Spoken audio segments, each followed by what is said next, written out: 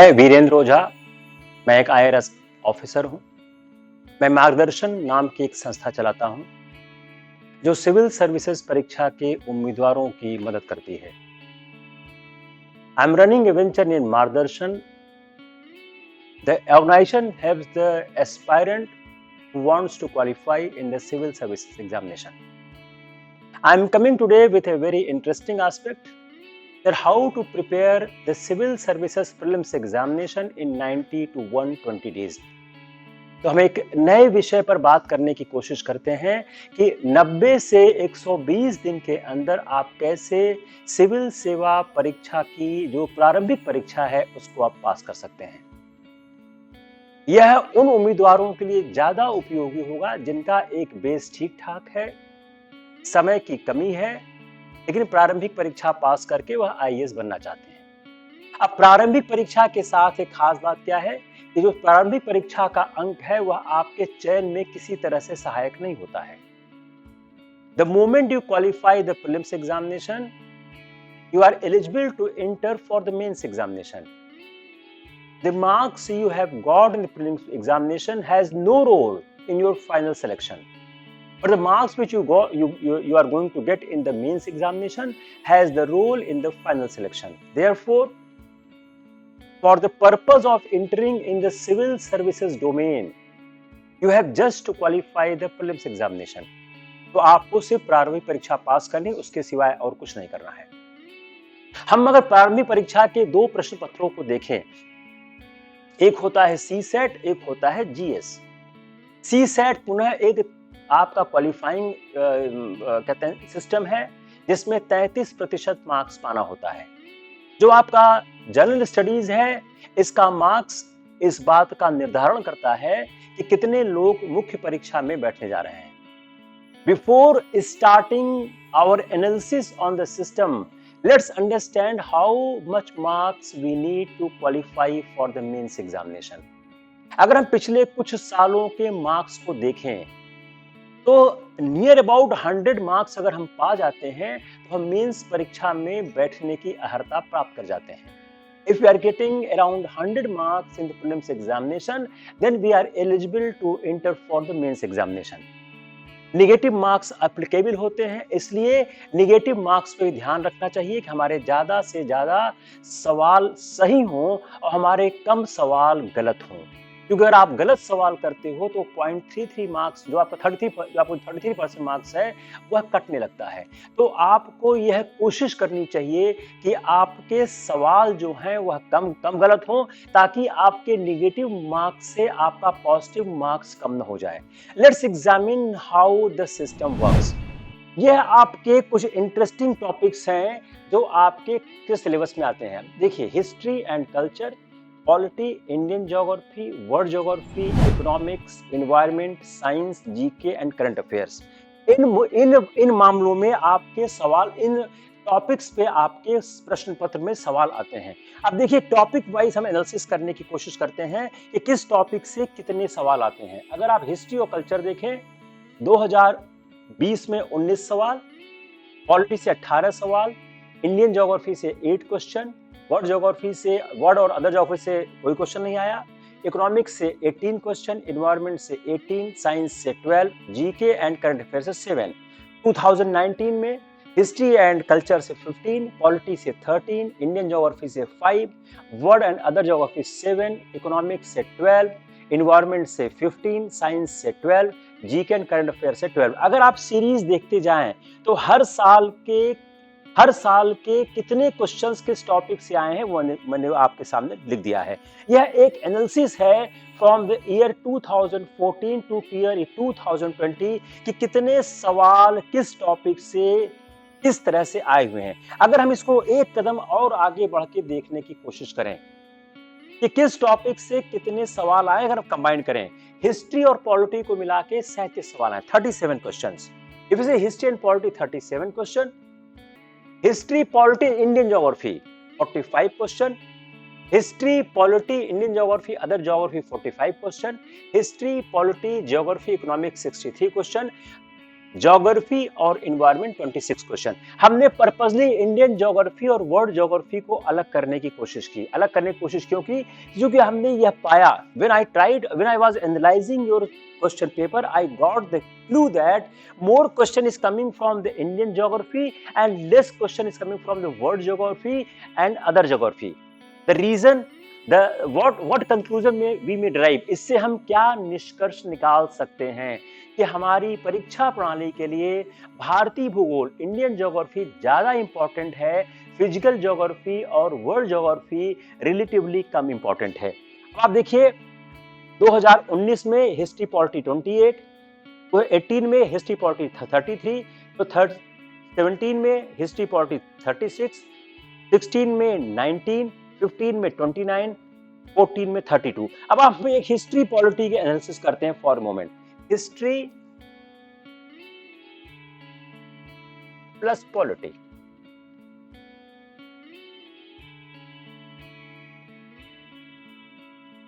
अगर आप हिस्ट्री और पॉलिटी को देखें, barring 1 year, that is the 2016, barring 2016,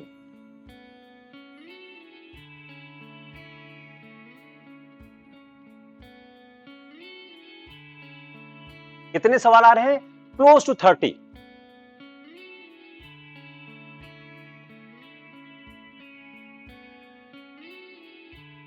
If you analyze the question paper, then you can derive a conclusion that barring 2016, around 30 question आ रहे हैं history और polity से।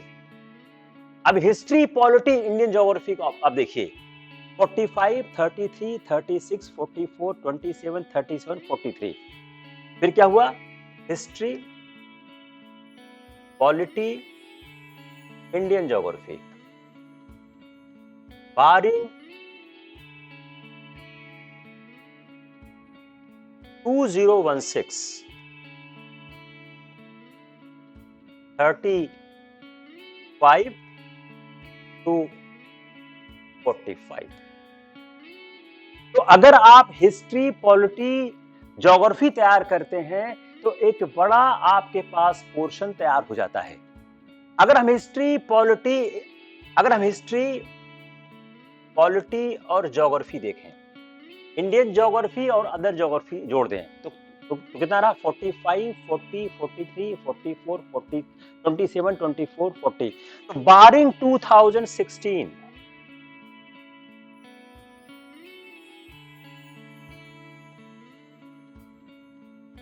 तो 2016 को अगर छोड़ दें तो 2016 को अगर छोड़ दें तो यह 45, close to 45।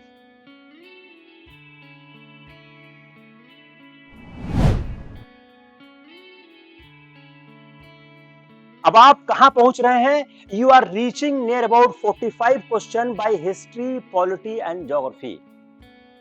History, polity, geography और economics. History, polity, geography, economics. अगर इसको आप देखें, अगर आप इस ब्लॉक को देखने की कोशिश करें, हिस्ट्री, पॉलिटी, ज्योग्राफी, इकोनॉमिक्स, बारिंग 2016, बारिंग 2016, 50 प्लस 60। 2016 एक ऐसा साल था जहां पर ट्रेडिशनल चीजों में सवाल थोड़ा कम आए। उस साल इकोनॉमिक्स से सवाल बहुत ज्यादा आ गए। उस साल इकोनॉमिक्स से सवाल काफी आ गए, इकोनॉमिक्स और एनवायरनमेंट। तो अगर आप हिस्ट्री, पॉलिटी, ज्योग्राफी और इकोनॉमिक्स देखने की कोशिश करें तो आपको ट्रेंड क्या दिख रहा है? You see history, polity, geography and economics 63, 60, 50, 59, 44, 65, 52। तो 65, 59, 60, 63। तो अगर आप इसको देखें तो it is coming around 55 question. एक और ब्लॉक अच्छा है, geography plus environment. Geography plus environment कितने सवाल आ रहे हैं? If you see geography plus environment, how many questions are coming? 26, 27, 19, 22, 27, 31, 32, meaning by 25 questions।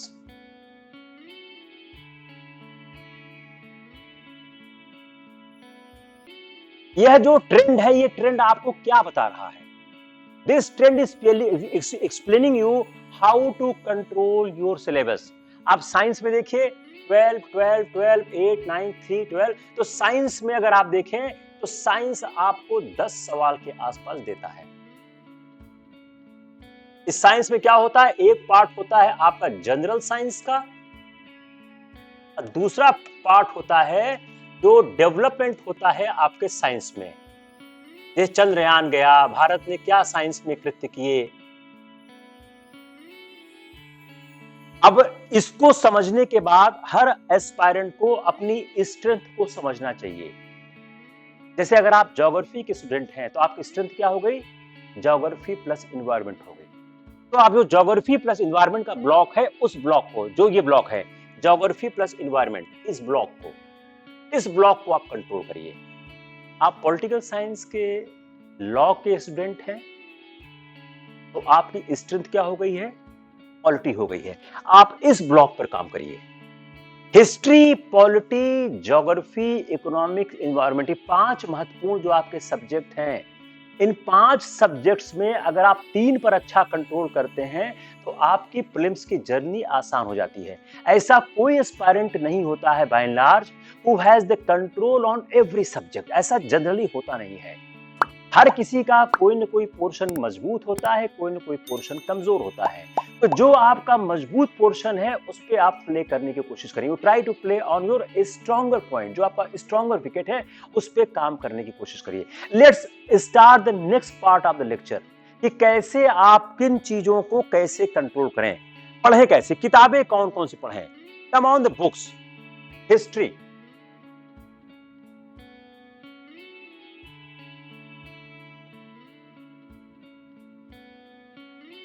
NCERT, Romila Thapar,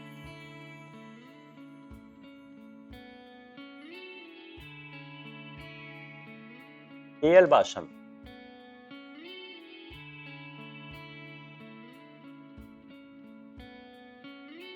Chopra पुरीदास,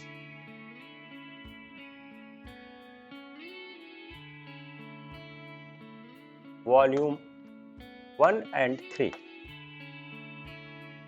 Bipin Chandra, India's struggle for independence. इतनी किताब आप देखने की कोशिश करें। इन किताबों में इसको पूरा पढ़ना है, इसको पूरा पढ़ना है। एएल बाशम और चोपड़ा पुरीदास और बिपिन चंद्रा, उसको चैप्टर वाइज पढ़ना है। तो हिस्ट्री के लिए आप रोमिला थापर की किताब और एनसीईआरटी पूरी याद होनी चाहिए। You need to remember complete text of these 2 books. तो हिस्ट्री में आप इतना पढ़ने की कोशिश करें। हिस्ट्री के बाद आते हैं हम लोग पॉलिटी में। Polity,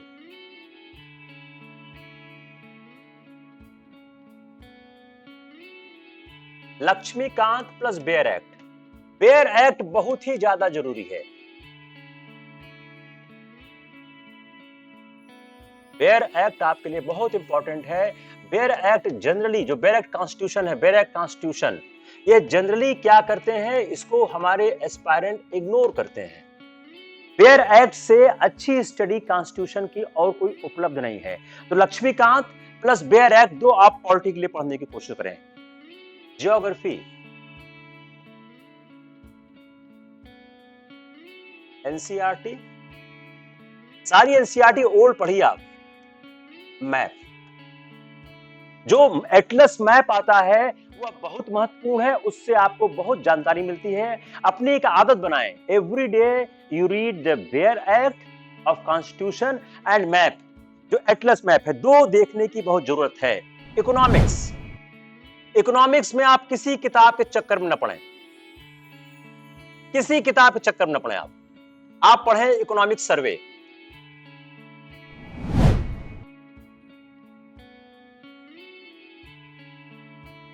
plus current affairs.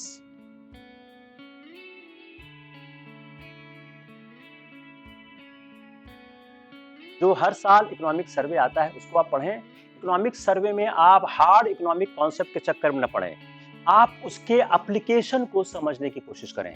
Generally socio economic impact पूछा जाता है। फिर आप क्या करें, साल भर के जितने इकोनॉमिक कॉन्सेप्ट्स न्यूज में हैं उनको आप समझने की कोशिश करें, उनको ट्रेस बैक करें, उनको आप समझकर कहीं लिखकर तैयार कर लें। इससे आपका इकोनॉमिक्स का अच्छा खासा काम निश्चित रूप से हो जाएगा। इन्वायरमेंट, जो आपकी स्ट्रेटजी इकोनॉमिक्स में है वही स्ट्रेटजी आप इन्वायरमेंट में लगाइए। करंट अफेयर्स, इन्वायरमेंट को आप करंट अफेयर्स देखिए। मैं एक एग्जांपल देता हूं, अभी हाल में साइक्लोन आया, साइक्लोन अरेबियन सी से आया, ज्यादातर साइक्लोन बे ऑफ बंगाल से आते हैं। अब आप इसके पीछे लग जाइए कि how the cyclone is coming from Arabian sea this year, not bay of Bengal. और बे ऑफ बंगाल से ज्यादा साइक्लोन क्यों आते हैं? इस साल अरेबियन सी से साइक्लोन क्यों आ गया? साइक्लोन जैसे ही टच करता है लैंड को, साइक्लोन की रफ्तार कम क्यों होने लगती है? साइक्लोन से होने वाला जो इंपैक्ट है उसको कंट्रोल कैसे किया जाए? जो उत्तराखंड में बाढ़ आ रही है, फ्लडिंग हो रही है, what is the reason for that? जो क्लाइमेट चेंज में टेम्परेचर बढ़ा उसका कारण क्या है? उस टेम्परेचर में क्या कंट्रीब्यूशन गैसेस का है? आप इसको एक साल की घटनाओं से देखें, आपका काम हो जाएगा। साइंस 6 to 10 एनसीईआरटी, और इसमें आप ज्यादातर कंसंट्रेट करें जो आम जीवन में इस्तेमाल होने वाली चीजें हैं। You try to concentrate on the issues which are relevant for the day to day life. Plus development in science in 1 year।